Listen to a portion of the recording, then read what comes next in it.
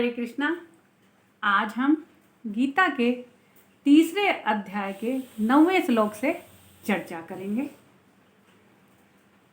इसमें भगवान ने कहा कि किसी भी कार्य को यज्ञ समझकर हमें संपन्न करना है। यज्ञ का मतलब होता है कि परमात्मा को समर्पित करते हुए अपने कर्तव्य का पालन करना। कुछ लोग हवन और यज्ञ को एक समझते हैं, लेकिन इन दोनों में अंतर है। हवन का मतलब यह होता है देवताओं को प्रसन्न करने के लिए अग्नि में जो हम आहुतियाँ देते हैं उसे हम हवन कहते हैं।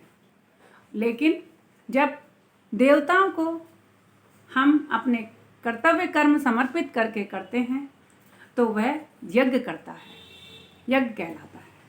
जैसे कोई औरत परमात्मा में समर्पित होकर के अपने बच्चों के लिए खाना बना रही है या घर के लिए किसी के लिए खाना बना रही है तो वह उसका यज्ञ हो गया।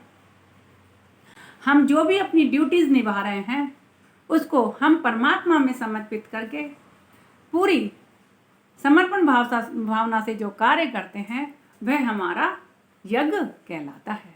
जैसे मरीज को ठीक करना एक डॉक्टर का यज्ञ है, बच्चों को पढ़ाना एक टीचर का यज्ञ हो जाता है, देश को शत्रुओं से बचाना एक सैनिक का यज्ञ हो जाता है और अपने बड़ों की सेवा करना छोटों के लिए यज्ञ हो जाता है।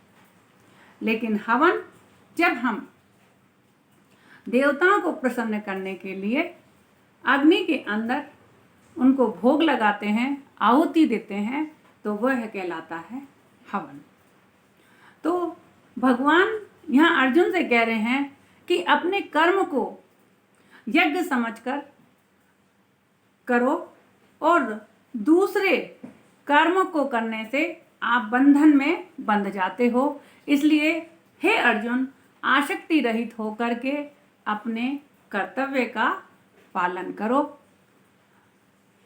प्रजापति ब्रह्मा ने भी सृष्टि को रचते समय यही कहा था कि यदि तुम यज्ञ करोगे, मतलब अपना कर्तव्य का पालन करोगे, तो देवता आपसे प्रसन्न होंगे और आप जो भी इच्छित फल मांगोगे वह आपको प्राप्त हो जाएगा। क्योंकि ब्रह्मा जी को भी भगवान विष्णु ने ही अपनी नाभि से प्रकट करके सृष्टि की रचना करने को कहा था और भगवान ब्रह्मा भी विष्णु की आज्ञा से सृष्टि का रचना करते हैं और वह परमात्मा की और समर्पित होकर के यह कह रहे हैं कि आपको भी परमात्मा में समर्पित होकर कार्य करना है ताकि भगवान आपकी इच्छाओं को पूरा करें। और परमात्मा को और इसी तरह तुम देवताओं को प्रसन्न करोगे तो देवता भी तुम्हारी सारी इच्छाओं को प्रसन्न करेंगे। इसलिए आप जो भी काम करते हैं उसको पूजा समझ के करना चाहिए।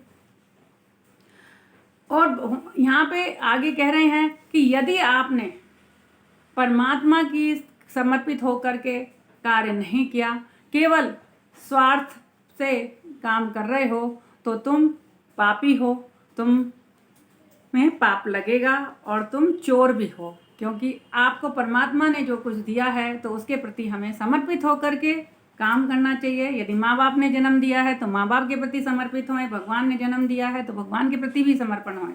लेकिन जो लोग माँ बाप के प्रति, भगवान के प्रति समर्पित होकर कार्य नहीं करते हैं वह गीता में चोर बताए गए हैं, पापी बताए गए।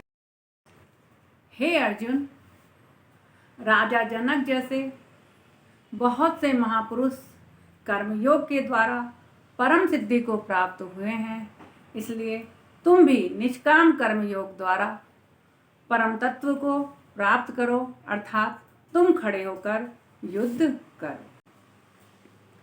आसक्ति रहित होकर के काम करने से तुझे परमात्मा को प्राप्त हो जाएगा, क्योंकि परमात्मा से तेरा मिलन हो जाएगा।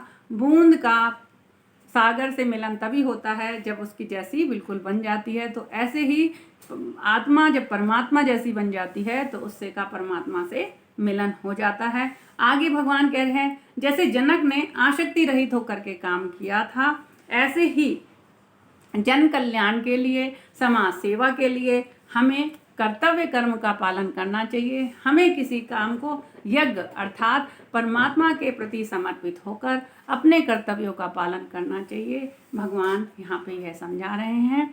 और यदि हम यज्ञ समझ के परमात्मा के प्रति समर्पित होकर के पूजन की तरह अपना कार्य करते हैं तो हमें जीवन में प्रसन्नता मिलती है और ईश्वर से जो भी हमारी इच्छाएं होती हैं उन सब की पूर्ति होती है।